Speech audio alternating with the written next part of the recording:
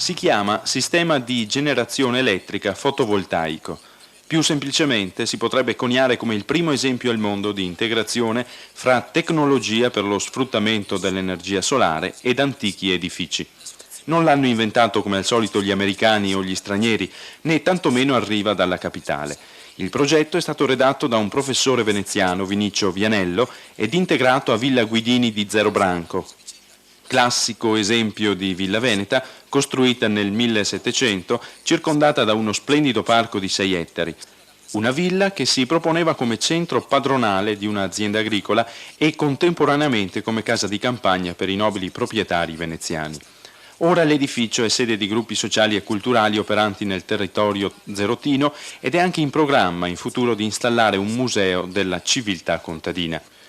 Un centro così poliedrico per le attività che si svolgono diventa così sede ideale per la ricerca scientifica avanzata e per la sperimentazione di tecnologie solari che, accomunando progresso scientifico e ambiente e risorse naturali e non inquinanti, permette di recuperare l'antico binomio villa-azienda, che è la massima espressione di un corretto rapporto fra natura, arte, attività produttive.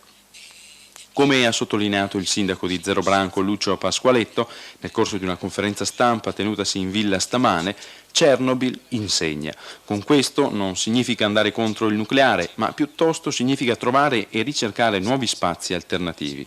E questo è un ottimo veicolo energetico alternativo. Dal punto di vista tecnico-scientifico, l'impianto si presenta con notevoli caratteristiche di versatilità e diverse possibilità di ricerca e sperimentazione. È infatti costituito da diversi array fotovoltaici che permettono la raccolta di dati in 4 diverse situazioni. I pannelli generano energia elettrica esclusivamente dalle radiazioni solari, utilizzabile nella villa e nel parco con diversi scopi.